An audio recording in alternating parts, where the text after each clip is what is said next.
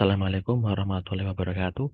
Perkenalkan, saya Gahara Mahadat Mikajati dari kelompok 15.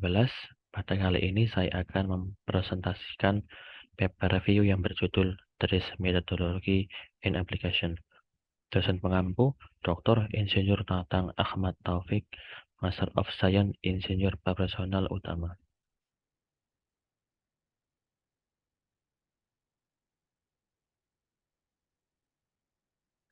Identitas jurnal, nama penerbit ada Elsevier, judulnya TRIS Methodology and Application atau aplikasi dan metodologi TRIS. Penulisnya Ismail Ekmekci, Enim Elif Debati dari Istanbul Commerce University, Turki. Dan terbit jurnal ini adalah 2019. Abstrak. Penjelasan produk, proses, dan layanan inovatif merupakan proses kompleks yang melibatkan banyak hal. Saat ini, perusahaan ingin lebih produktif dan lebih efisien. Akan tetapi, perubahan yang cepat berubah sering terjadi di dalam kompetisi. Untuk tetap eksis dalam persaingan, diperlukan kemampuan mengikuti perubahan yang terjadi. Untuk mendapatkan daya saing, perusahaan perlu menghasilkan produk baru dengan desain dan sistem modern. Dalam hal ini, TRIS atau Teori and Innovative Problem Solving merupakan metode paling efektif yang digunakan oleh penemu atau inovator. Dalam penelitian ini, metode TRIS dijelaskan secara rinci beserta konsep kreativitas dan inovasi. Selain itu, metode TRIS dihadirkan sebagai pembanding dengan teknik kreatif lainnya. Pada bagian terakhir, dijelaskan tentang aplikasi dan penerapan pada perusahaan dengan metode TRIS.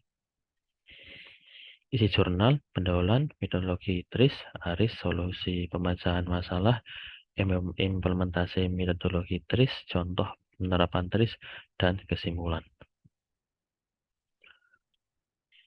Pada pendahuluan, TRIS atau teori pemecahan masalah inovatif merupakan suatu metode yang digunakan untuk menyelesaikan masalah kontradiksi.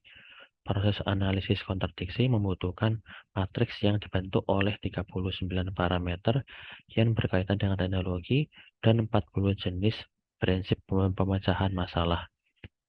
Ketika seorang problem solver menghadapi konflik, dia terlebih dahulu mencari parameter yang sesuai dengan cara mencocokkan setiap kontradiksi dari 39 parameter yang telah didefinisikan dalam TRIS.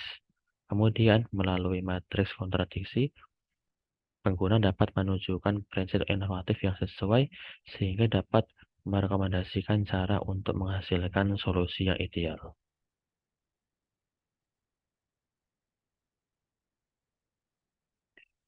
Pada awalnya, para problem solver perlu mendiskusikan dan menganalisis hubungan kontradiktif suatu masalah yang dihadapi.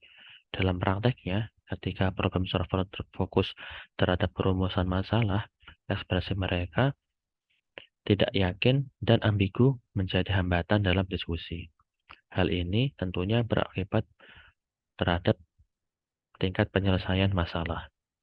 Oleh karena itu, dengan hasil nyata dari penerapan TRIS di bidang teknologi, penelitian ini mencoba menyajikan yang pertama, proses yang sistematis berdasarkan metodologi TRIS dengan menggunakan matriks kontradiksi untuk menyelesaikan masalah di industri, dan yang kedua, mengembangkan prosedur yang sistematis untuk mengatasi ketidaksesuaian pada masalah yang ada dengan menggunakan Fuzzy Quality Function Development atau QFD.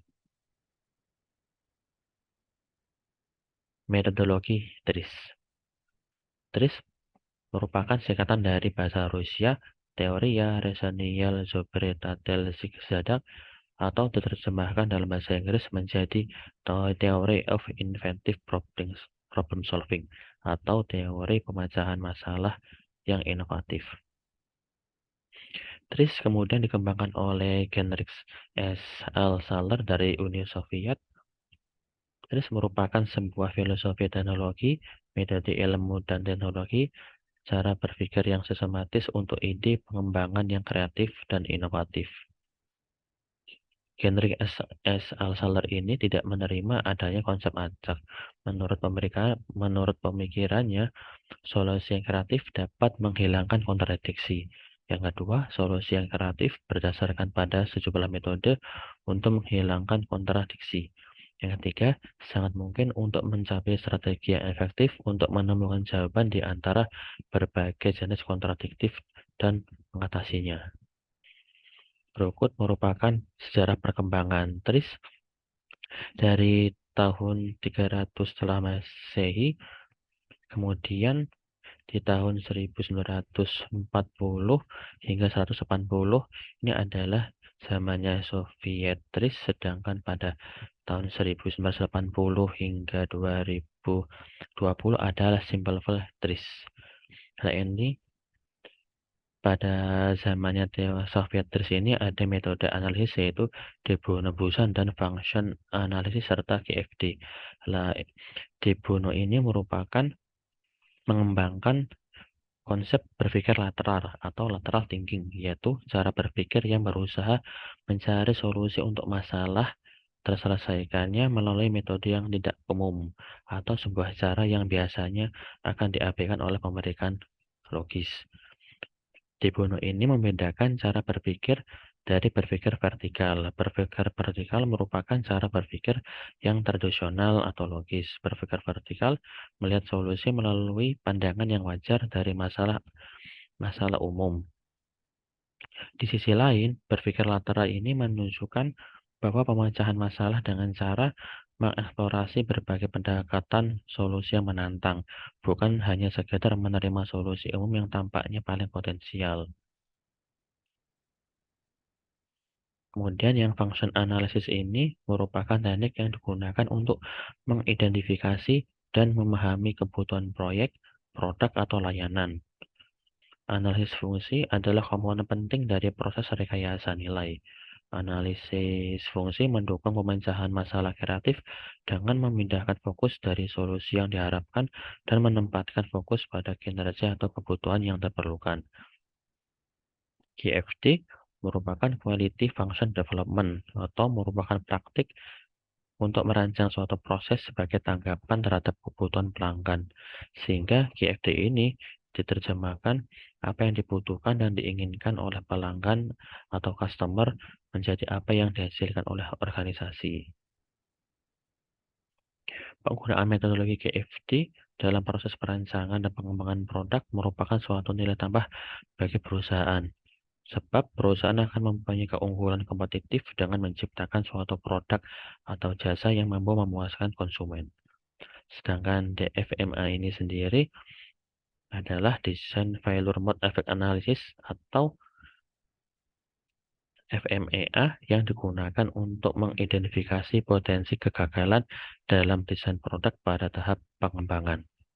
Sedangkan MH Analysis atau uji Mantel-Hansel ini merupakan uji statistik untuk tabel 2x2 atau lebih yang dipergunakan untuk mengontrol faktor perancu. Kemudian, Generic LS Alsar ini dalam prosesnya telah memeriksa sekitar 200.000 hak paten. Dalam proses tersebut, Generic ini membagi level solusi menjadi 5 tahapan. Yaitu yang pertama, level 1 atau solusi sederhana, yaitu solusi nyata atau tidak ada inovasi yang dihasilkan dalam perbaikan yang sederhana. Tingkat ini setara dengan 32% bagian dari semua paten. Kemudian level 2 atau improvement, solusi yang memperkenalkan sedikit kemajuan dari peningkatan pada sistem saat ini. Tingkat ini termasuk porsi 45% dari semua paten. Yang ketiga, level 3 inovasi di dalam bidang studi. Solusi yang membawa perbaikan dan kemajuan pada sistem saat ini. Tingkat ini termasuk porsi 18% dari semua paten. Kemudian yang level 4, inovasi di luar bidang studi. Penemuan di luar paradigma rancangan dan memerlukan teknologi baru dari bidang pengetahuan yang berbeda. Tingkat ini termasuk porsi 4% dari semua paten. Kemudian yang level 5 atau luar biasa, solusi untuk masalah yang ditemukan dengan menciptakan pengetahuan dan fenomena baru sebagai prakarsa sistem baru. Tingkat ini termasuk porsi 1% dari semua paten. Selama penelitian, Gendrix S. Alsaler ini merasakan perlunya teori kreativitas untuk kondisi berikut, yaitu menjadi sistematis, mengambil alih untuk meletakkan solusi ideal di tempat yang luas, dapat diulang dan dapat diandalkan, mencapai informasi yang kreatif, dan menambah pengetahuan yang kreatif. Manfaat TRIS adalah memahami bahwa kontradiksi dapat diselesaikan dengan penerapan solusi yang inovatif. Prinsip dasar TRIS disusun sebagai berikut, yaitu yang pertama, desain ideal merupakan tujuan pemecahan masalah. Yang kedua, kontradiksi membantu memecahkan masalah. Yang ketiga, proses inovasi dapat dijadikan secara sistematis. TRIS mencakup alat analisis yang diperlukan untuk memecahkan masalah dan juga sebagai alat berbasis pengetahuan untuk mentransformasi sistem dan landasan teoritisnya. Alat analisis TRIS dapat digunakan untuk mengubah, memodelkan, dan menganalisa masalah. ARIS merupakan alat analisa khusus TRIS yang mengumpulkan analisis dalam bidang substansi, analisis konflik, analisis fungsi yang diperlukan, dan teknik lainnya. TRIS menggunakan pendekatan algoritma untuk meningkatkan sistem komputasi yang sudah lama atau merancang sistem yang baru. Tujuan utama dari metode TRIS adalah untuk menemukan solusi yang ideal atau sempurna. Metodologi TRIS bergantung pada 4 paradigma dasar, yaitu kontradiksi, kesempurnaan, fungsionalitas, dan penggunaan sumber daya. Hendrik S. Alsaler juga mendeskripsikan paradigma TRIS dengan menggunakan 4 langkah proses, yaitu yang pertama mendeskripsikan masalah, yang kedua mencocokkan dan membandingkan masalah umum dengan masalah TRIS, yang ketiga menemukan solusi TRIS, dan yang keempat mengembangkan solusi yang ideal pada permasalahan. TRIS merupakan struktur yang memiliki filosofi, metode, dan alat. Terdapat sebuah alat TRIS. Alat TRIS yang paling penting adalah ARIS, sedangkan alat TRIS yang paling banyak digunakan adalah matriks kontradiksi. ARIS merupakan algoritma pemecahan masalah yang inovatif. Filosofi TRIS menunjukkan keunggulan sumber dan kontradiksi. Filosofi TRIS antara lain menyelesaikan masalah secara kreatif dan pengembangan produk, menciptakan prinsip-prinsip umum dalam bidang teknologi, menghilangkan kontradiksi, dan penggunaan bahan baku, energi, dan pengetahuan secara efektif untuk menghasilkan keuntungan.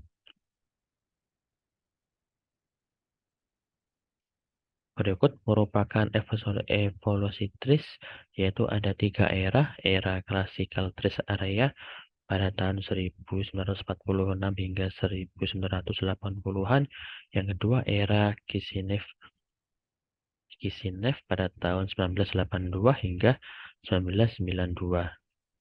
Kemudian yang era Edition atau rest area dari 1992 hingga sekarang. Pada classical rest area ditunjukkan oleh garis hijau, yang Kishinev area pada garis merah, dan trace era pada garis biru. Pada era klasik ini, fondasi konseptual TRIS dirumuskan, banyak metode alat dikembangkan, sejumlah besar pengetahuan teknik terakumulasi, akan tetapi tidak terintegrasi. Semua hasil dalam bentuk deskriptif hanya sesuai untuk penggunaan manual TRIS. Karena alasan ini dan keadaan umum yang apatis di bekas Uni Soviet mengakibatkan ketidakmauan untuk berubah dan perlawanan terhadap inovasi. TRIS di area ini hanya memiliki aplikasi praktis yang sangat terbatas. Kemudian pada era Kishinev dimulai ketika sejumlah murid berprestasi yang dipimpin oleh salah satu mereka, yaitu Boris Zlotin, seorang ahli pemecahan masalah yang inovatif kemudian mendirikan bersama dengan Alazon sebuah sekolah teknik TRIS di Kishinev. Sekolah ini tidak hanya memberikan berbagai bentuk pelatihan, tetapi juga melanjutkan penelitian tentang TRIS. Tujuan sekolah adalah untuk mengintegrasikan metode, alat, dan akumulasi pengetahuan TRIS individu, dan untuk menyajikan TRIS dalam bentuk yang dapat diterima oleh audiens internasional dan untuk komputerisasi. Kemudian yang di era ideasi ini, memburuknya situasi ekonomi yang cepat di bekas Uni Soviet memaksa banyak spesialis TRIS yang kompeten untuk berimigrasi ke Amerika Serikat, Israel, dan negara-negara lain, dan mulai mempromosikan TRIS secara individual. Yang lain menemukan mitra internasional dan mendirikan perusahaan TRIS. Contohnya adalah Ideation International, yaitu sebuah perusahaan Amerika yang didirikan pada tahun 1992. Metode atau alat pada TRIS antara lain 40 prinsip inovatif, kontradiksi, ideality, inventive standard, trends of evolution, sumber daya, function analysis, as you feel analysis, sistem operator, dan ARIS. ARIS merupakan cara yang beraneka ragam untuk menemukan solusi yang inovatif. ARIS ini proses untuk merumuskan kembali solusi untuk masalah yang ada, kemudian proses logika yang dapat didisiplinkan, memberikan reinterpretasi masalah, dan ARIS merupakan alat utama yang digunakan untuk menyelesaikan kontradiksi dari TRIS. ARIS dapat digunakan sebagai alat untuk memecahkan masalah pada TRIS. 1. Hukum kesempurnaan untuk memahami solusi ideal. 2. Sumber daya sistem. Yang ketiga, efek ilmiah. Yang keempat, permodelan lapangan dan solusi standar. Yang kelima, kontradiksi teknik dan kontradiksi fisik. Dan juga 6 adalah 40 jenis prinsip pemecahan masalah. Berikut merupakan 40 prinsip pemecahan masalah TRIS, yaitu pertama, segmentation atau pemisahan atau pembagian yang lebih kecil namun fungsi tetap sama. Kemudian separation atau memisahkan bagian yang dibutuhkan saja. Kemudian local quality, mendaya gunakan bagian kecil untuk menaikkan kualitas. Asimetri, mengubah bentuk atau desain objek agar menghasilkan sesuatu baru yang diinginkan. Merging, penggabungan beberapa objek untuk kinerja yang lebih baik. Universality, ruang lingkup yang lebih besar. Nested tool, bagian yang bisa dipanjangkan atau pendekkan atau digunakan sesuai kebutuhan. Anti-wake untuk mengurangi berat. Preliminary anti-action, persiapan aksi reaksi agar hal yang tidak diinginkan terjadi. Preliminary action, persiapan sebelum bereaksi. Beforehand cautioning, perlindungan sebelum terjadi darurat. Potentiality, potensi yang mungkin terjadi di luar harapan. The other way around, cara lain dilakukan. Spheroidality, kurvatur, bentuk bulatan atau kurva. Dinamis mengikuti perubahan lingkungan sekitar. Partial or excessive action, tindakan yang setengah atau berlebihan. Another dimension, dimensi yang lain atau bermacam-macam. Mechanical vibration, tentang getaran mekanis. Periodic action, tindakan yang periodik atau berulang-ulang. Continuity of usual action, meneruskan tindakan yang menguntungkan. Kemudian hurrying, mempercepat. Blessing in disguise, mengoptimalkan sesuatu yang tidak bermanfaat. Feedback, melihat ke belakang. Intermediary, menggunakan alat bantu sebagai penghubung. Self-service, pelayanan sendiri. Copying, alternatif pengganti. Chip sort living object. Objek yang murah dan berumur pendek, mekanik substitution, penggantian sistem mekanik, pneumatik and hydraulic, gaya dorong dan hidrolis, fleksibel sel and thin film, kulit fleksibel yang tipis, poros material, material yang berpori, color change, perubahan warna, homogeneity, kesamaan bahan, discharging and recovering, pembuangan dan pemulihan, parameter change, perubahan parameter, fase transition, fase transisi, thermal expansion atau ekspansi panas, stroke oxidation atau oksidasi kuat, inert atmosfer atau atmosfer inert, dan yang terakhir komposit material atau material komposit. Kemudian terdapat 39 parameter dalam metodologi TRIS, yaitu berat badan bergerak, berat benda tak bergerak, panjang objek bergerak, panjang objek tak bergerak, luas objek bergerak, luas objek tak bergerak, volume objek bergerak, volume objek tak bergerak, kecepatan, angkatan atau gaya, tekanan, bentuk, stabilitas komposisi objek, kekuatan, durasi tindakan oleh objek bergerak, durasi tindakan oleh objek tak bergerak, intensitas pencahayaan, penggunaan energi dan objek bergerak, penggunaan energi dengan objek yang tidak bergerak. Kemudian daya, kehilangan energi, kehilangan zat, kehilangan informasi, kehilangan waktu, kuantitas bahan atau materi, kehandalan, akurasi pengukuran, manufaktur presisi, bahaya eksternal mempengaruhi objek, faktor berbahaya objek yang dihasilkan, kemudahan pembuatan, kemudahan operasi, kemudahan perbaikan, adaptasi atau fleksibilitas, kompleksitas perangkat, kesulitan mendeteksi atau mengukur, tingkat otomasi, dan yang terakhir adalah produktivitas.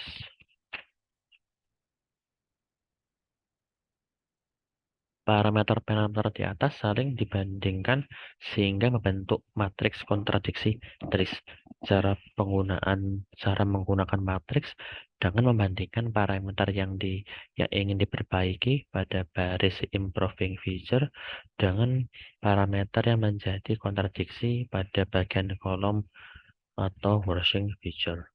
Perselangan antara kedua parameter tersebut terdapat angka-angka yang merupakan 40 prinsip pemecahan masalah. Angka dalam persilangan matriks tersebut diurutkan berdasarkan prioritas tertinggi dalam menentukan rekomendasi. Berikut merupakan matriks kontradiksi TRIS.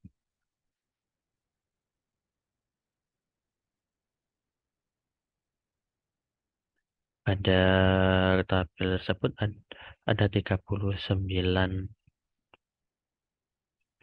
parameter yang digunakan dalam menganalisa masalah.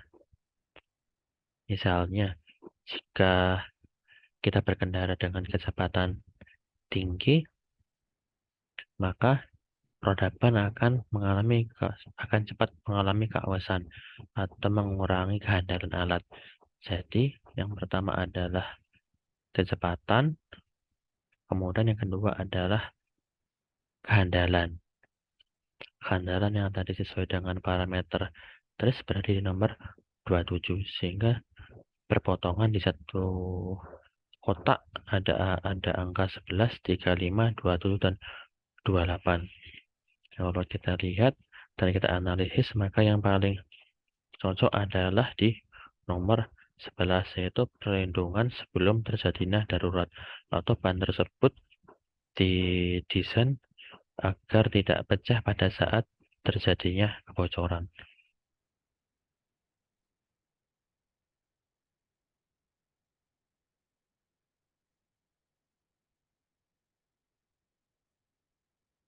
Proses ARIS memiliki 9 tahapan berdasarkan 3 kelompok utama, yaitu restrukturisasi original masalah, satu, analisa sistem atau masalah, kedua, model analisa sumber daya atau masalah, yang ketiga, menggambarkan kontradiksi fisik, dan hasil akhir yang ideal.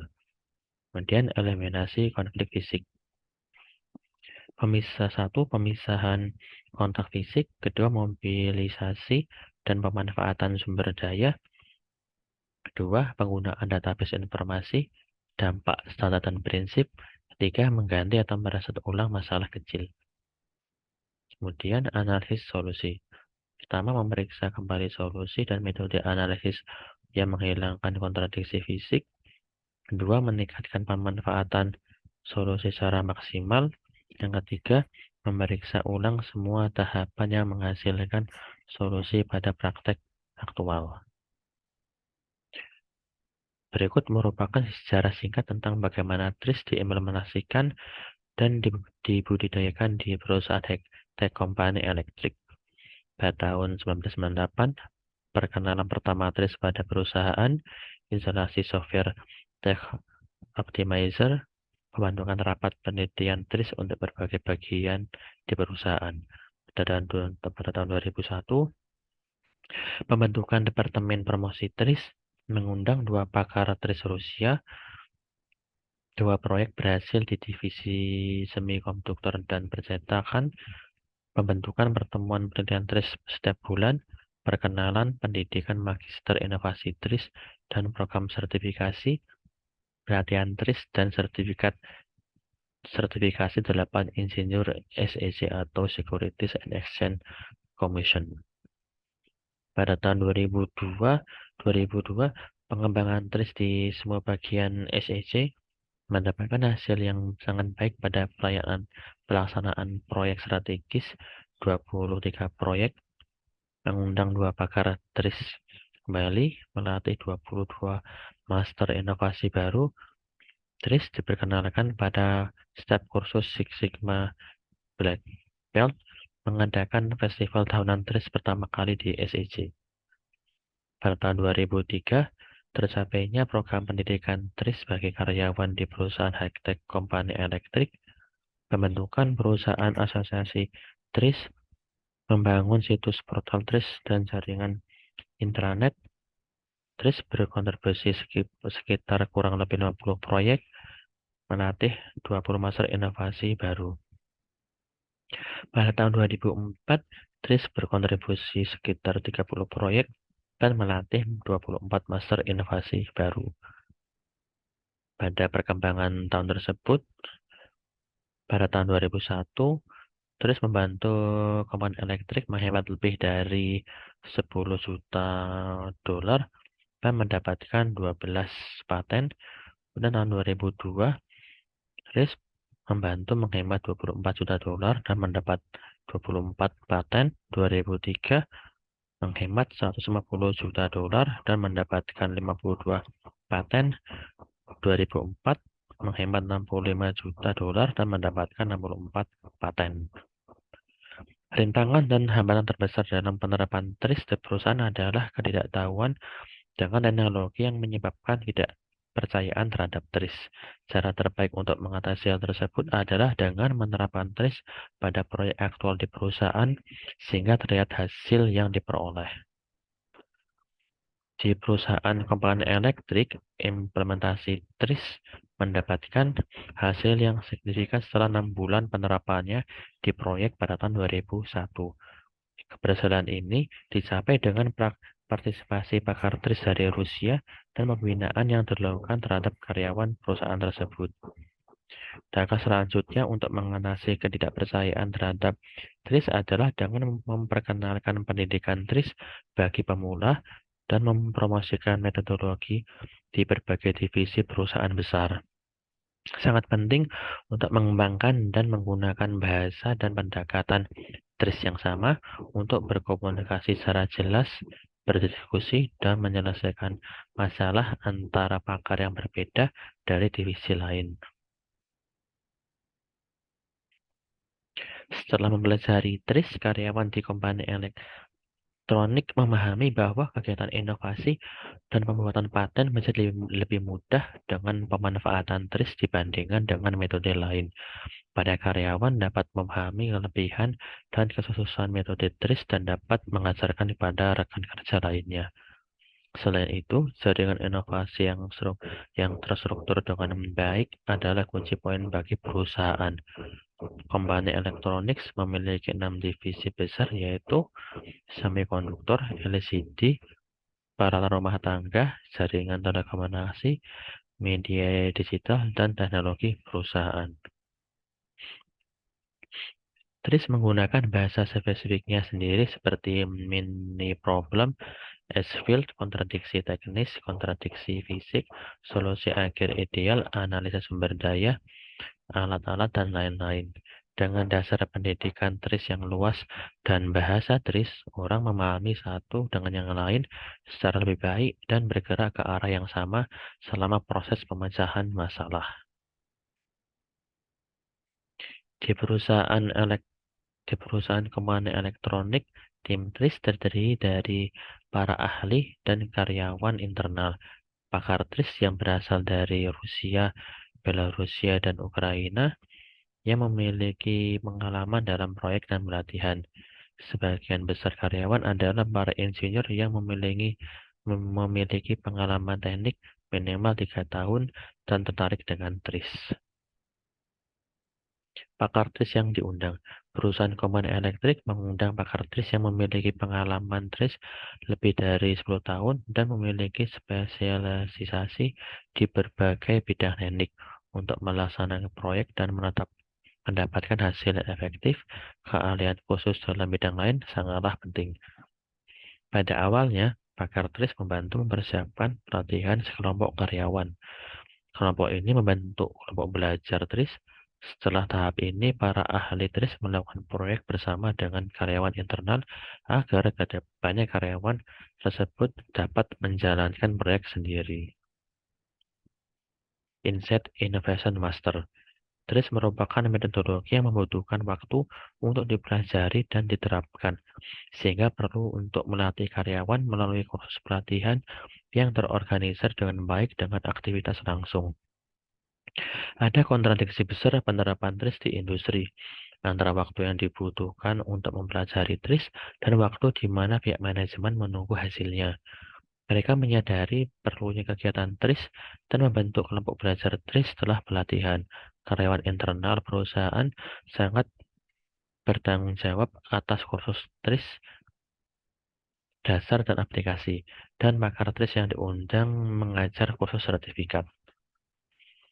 Proses proyek TRIS. Para ahli mencoba mengatur proses proyek TRIS perusahaan berdasarkan pengalaman mereka.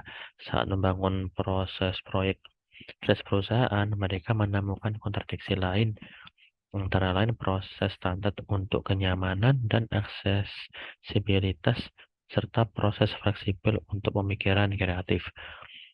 Meskipun ARIS adalah proses yang bagus untuk pemecahan masalah, para ahli perlu mengatur proyek TRIS untuk manajemen proyek yang lebih efektif. Mereka mendefinisikan, mengklarifikasikan proses proyek TRIS perusahaan menjadi 5 tahapan, yaitu definisikan, analisis, hasilkan, evaluasi, dan verifikasi.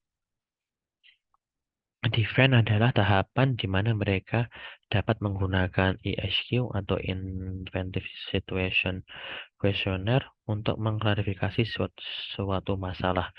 Mereka dapat menggunakan ARIS dan beberapa alat TRIS sebagian besar dalam tahap analis dan generate, dan beberapa tahapan evaluate dengan bantuan alat Computer Aided Innovation.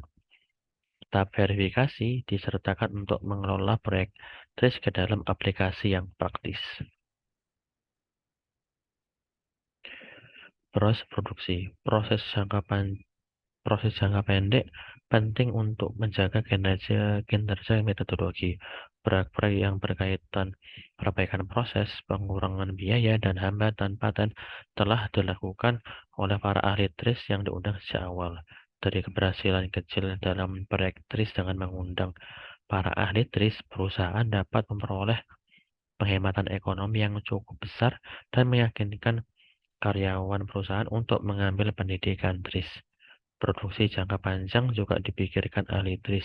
Setelah mereka mendapatkan pelatihan baik di dalam ahli TRIS, mereka dapat mengembangkan TRIS sendiri dan memberikan lebih banyak kontribusi ekonomi bagi perusahaan. Mereka juga dapat memperluas aplikasi TRIS ke bidang pemecahan masalah perangkat lunak, pembuatan konsep produk baru, dan peramalan. Kesimpulan, kompani elektrik telah berhasil mengimplementasikan TRIS di bidang research and development, dan mereka akan mencoba melakukan pengembangan yang luas di berbagai bidang lainnya. Pakar TRIS yang berpengalaman diundang dan memberikan kontribusi besar dan dengan melakukan proyek TRIS serta melatih karyawan di perusahaan. Kombinasi proses Six Sigma dan TRIS juga terus berkembang dan memberikan efek yang baik di berbagai bidang. Aplikasi ini adalah salah satu contoh TRIS yang sangat bagus untuk pengembangan produk baru dan juga dapat menjadi salah satu praktek terbaik TRIS untuk perusahaan yang berbeda. Kelebihan metode yang dapat TRIS merupakan metode yang dapat menghasilkan alternatif solusi inovatif yang memperhatikan unsur kontradiktif dalam upaya mencapai solusi yang paling menguntungkan. Kedua, pendekatan pada masalahnya terstruktur sehingga dapat memudahkan identifikasi dan memperjelas permasalahan yang ada. Tiga, membantu proses pencarian ide untuk solusi inovatif yang pernah diterapkan sebelumnya. Yang keempat, resolusi dari permasalahan dan menghasilkan solusi inovatif serta pengembangan baru hingga penerapan usulan solusi tersebut. Mungkin kelemahannya, metode TRIS jarang dikenal sehingga mengakibatkan kesulitan dan ketidakpahaman dalam penggunaannya. Yang kedua, untuk menguasai TRIS perlu melakukan training basic terlebih dahulu. Saran, kombinasi antara TRIS dan Six Sigma dapat dikembangkan lebih lanjut akan memberikan solusi pemecahan masalah yang efektif dan efisien. Kedua, kombinasi antara TRIS dan Quality Function Development dapat dilakukan lebih lanjut dalam pengembangan produk-produk baru. Yang ketiga, penelitian terkait implementasi TRIS perlu diperbanyak sehingga dapat dikenal lebih luas dan ilmunya terdokumentasi dengan baik. Sekian presentasi dari kelompok 15. Terima kasih atas perhatiannya. Assalamualaikum warahmatullahi wabarakatuh.